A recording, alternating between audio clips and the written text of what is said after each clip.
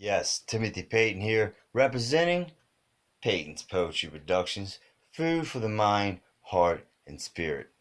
And I have here a very beautiful poem that was written by Sook Lancaster, or Stacy Lancaster. And this is a very beautiful poem that she entitled The Waterfall. He looked at me with an adoring kindness in his eyes as we stood on the stones of the waterfall. I never felt more content. I looked back at him with wonder. We both decided to have a seat on nature's grand marble.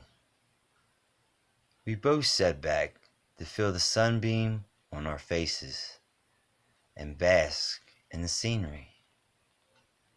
He lightly placed his hands on mine and smiled. He asked me, "What do you want?" I honestly replied, "I want what every person wants, to belong without judgment, to have what I believe I'll never have, to see the world beautiful, and to know I'm enough." I then asked him the same. With the warmth in his eyes, he said, "I want to shine in your eyes, just like the sun. I want to be the one whom you can trust without reservation. Most importantly, I want you to find peace and the love that you so deserve."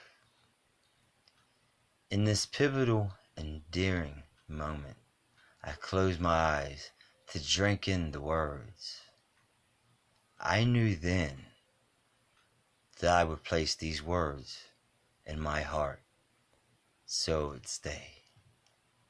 What a treasure it is to savor what is heard through the honest communication on that lovely day. That waterfall will always represent the sweet, peaceful memory.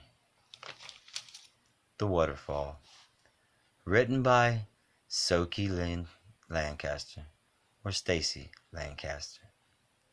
And I do hope that you please like, share, and comment. And please subscribe to my YouTube channel for more exclusive poems from Timothy Payton, representing Payton's Poetry Productions. Food for the mind, heart, and spirit.